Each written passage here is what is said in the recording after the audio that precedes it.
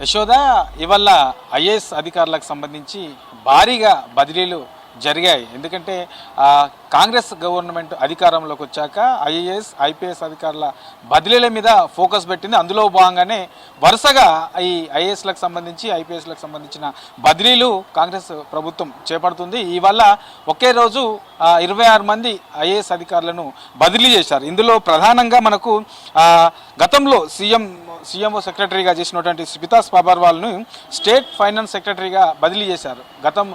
ఈ గవర్నమెంట్ అంటే కాంగ్రెస్ గవర్నమెంట్ ఏర్పడినప్పటి నుంచి కూడా స్మితా సబర్వాల్కి సంబంధించి దాని మీద కొంత చర్చ జరుగుతూ ఉన్నది. ఎక్కడ ట్రాన్స్ఫర్ చేస్తారు ఏంటి అనే దాని మీద కొంత చర్చ అయితే ఐఏఎస్ ఆఫీసర్లు కూడా జరుగుతూ ఉన్నది. అయితే వరుసగా గత కొన్ని రోజుల నుంచి కూడా కొందరిని ఐఏఎస్ అధికారులను ట్రాన్స్ఫర్ చేస్తున్నా ఈ స్మితా సబర్వాల్కి సంబంధించి ఇప్పటి వరకు బదిలీ చేయలేదు.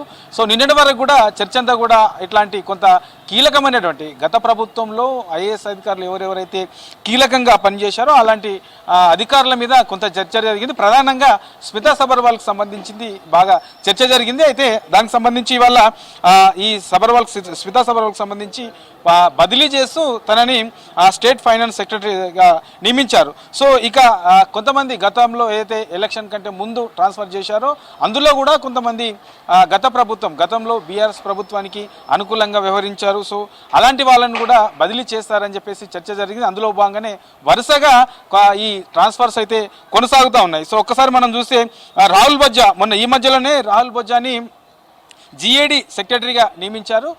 మళ్ళీ తనని ఇప్పుడు ప్రజెంట్ ఇరిగేషన్ సెక్రటరీగా బదిలీ చేశారు. అంటే ఇంతకుముందు ఈ ఏదైతే ఇరిగేషన్ సంబంధించి సెక్రటరీ ఉందో స్మితా సబర్వాల్ ఇక్కడ ఉండేది. ఈ ప్లేస్లో తనని అక్కడ నుంచి బదిలీ చేసి స్టేట్ ఫైనాన్స్ చేశారు. అక్కడ నుంచి జీఏడీ సెక్రటరీగా ఉన్నటువంటి రాహుల్ బొజ్జాను ఇరిగేషన్ సెక్రటరీగా నియమించారు. ఇక ఆర్కియాలజీ డైరెక్టర్గా భారతి హోలీకేరి మొన్నటి వరకు అయితే ఏదైతే ఎలక్షన్ టైంలో భారతి హోలీకేరిని రంగారెడ్డి కలెక్టర్గా ఉండేది. సో ఆ తర్వాత మొన్న ఈ మధ్యలో చేసినటువంటి ట్రాన్స్ఫర్లో రంగారెడ్డి కలెక్టర్గా బదిలీ చేసి జీఏడీకి రిపోర్ట్ చేయమన్నారు. సో మళ్ళీ ఇవాళ జరిగినటువంటి ట్రాన్స్ఫర్లో తనని ఆర్కియాలజీ డైరెక్టర్గా నియమించారు. ఇక సీఎంఓ జాయింట్ సెక్రటరీగా సంగీత సత్యనారాయణను సీఎంఓ జాయింట్ సెక్రటరీగా నియమించారు. ఇక బీసీ వెల్ఫేర్ సెక్రటరీగా బుర్రా వెంకటేశంకు బాధ్యతలు అప్పచెప్పారు. ఆల్రెడీ ఇప్పటికే ఎడ్యుకేషన్కి సంబంధించి బాధ్యతలు చేపడతా ఉన్నారు. సో ఇప్పుడు బీసీ వెల్ఫేర్ సెక్రటరీగా ఆయనకు బాధ్యతలు అప్పచెప్పారు. ఇక రఘునందన్ రావు ఇతన్ని అగ్రికల్చర్కి సంబంధించిన సెక్రటరీగా పనిచేశారు. ప్రస్తుతం జీఏడీ పొలిటికల్ సెక్రటరీగా రఘునందన్ రావును బదిలీ చేశారు. సో ఇట్లా ఒక్కొక్కటి అన్ని మేజర్గా ఇవాళ జరిగినటువంటి 26 మంది ఐఏఎస్లకు సంబంధించిన అధికారులలో చాలామంది కూడా గత ప్రభుత్వంలో కీలకంగా పనిచేసినటువంటి కీలక పోస్టుల్లో పనిచేసినటువంటి అధికారులు కూడా ఉన్నారు. సో దీనిపైన ఒక్కసారి మనము హరిచందన దాసరి ఐఏఎస్ మొన్నటి వరకు ఏదైతే ప్రజావాణి కాంగ్రెస్ వచ్చినాక ప్రజావాణి కార్యక్రమం నిర్వహిస్తున్నారో దానికి సంబంధించి ఆ ప్రజావాణి కార్యక్రమానికి హరిచందన దాసరిని నోడల్ అధికారిగా నియమించారు మొన్నటి వరకు. కానీ మళ్ళీ అక్కడి నుంచి ట్రాన్స్ఫర్ చేసి నల్గొండ కలెక్టర్గా ఈ హరిచందన దాసరిని నల్గొండ కలెక్టర్గా బదిలీ చేశారు. ఇక గనుల శాఖ ముఖ్య కార్యదర్శిగా మహేష్ దస్ ఎక్క, తర్వాత ట్రైబల్ వెల్ఫేర్ సెక్రటరీగా శరత్ అనేది మొన్నటి వరకు ప్రజెంట్ అతన్ని సంగారెడ్డి జిల్లా కలెక్టర్గా చేస్తున్నారు. ఆ సంగారెడ్డి జిల్లా కలెక్టర్గా ట్రాన్స్ఫర్ చేసి తనని ఈ ట్రైబల్ వెల్ఫేర్ సెక్రటరీగా నియమించారు. ఇక మహబూబాద్ కలెక్టర్గా అద్వైత్ కుమార్ సింగ్, తర్వాత సీఎంఓ సెక్రటరీగా జి చంద్రశేఖర్ రెడ్డి, రంగారెడ్డి జిల్లా కలెక్టర్గా శశాంక్, తర్వాత సంగారెడ్డి జిల్లా కలెక్టర్గా వల్లూరు క్రాంతి. అంటే ఇప్పటి వరకు ఏదైతే ఈ శరత్ సంగారెడ్డి జిల్లా కలెక్టర్గా ఉండే తన్ని బదిలీ చేసి ఆ ప్లేస్లో సంగారెడ్డి జిల్లా కలెక్టర్ ప్లేస్లో వల్లూరి క్రాంతిని నియమించారు. సో ఇట్లా ఇవాళ మొత్తం 26 మంది ఐఏఎస్ అధికారులను బదిలీ చేశారు. మొదటి నుంచి కూడా కాంగ్రెస్ ప్రభుత్వం అధికారంలోకి వచ్చినప్పటి మొదటి నుంచి కూడా ఈ బదిలీలు ఉంటాయని చెప్పేసి చాలామందిలో చర్చ జరుగుతుంది. ఇప్పటికే కొంతమందిని బదిలీ చేశారు. ఇవాళ మరో 26 మందిని బదిలీ చేశారు.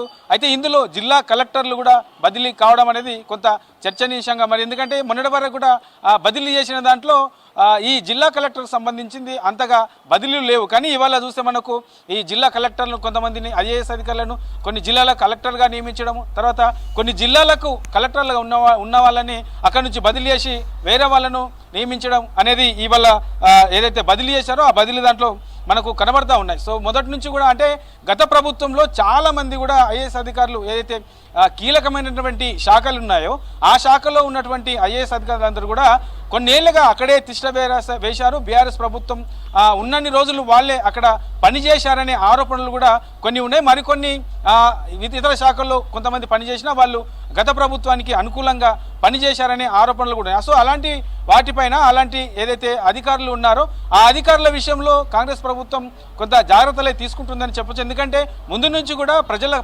ప్రజాప్రభుత్వం ప్రజల పాలన చేస్తుందని చెప్పేసి కాంగ్రెస్ ప్రభుత్వం చెప్తూ వస్తుంది. అందులో భాగంగానే ఎక్కడ ఏ అధికారి అవసరము, ఎవరిని ఏ ప్లేస్లో నియమించాలనే దాని మీద 1-2 సార్లు ఆలోచించి అధికారుల బదిలీలు అయితే చేస్తూ ఉన్నారు. ఇవే కాదు మరికొన్ని ఈ ఐఏఎస్లకు సంబంధించిన బదిలీలు కూడా ఉండే అవకాశం